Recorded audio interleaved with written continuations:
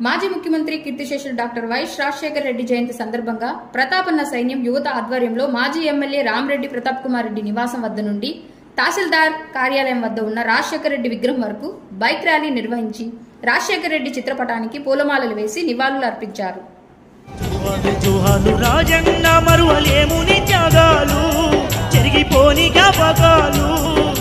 జీవితాన్ని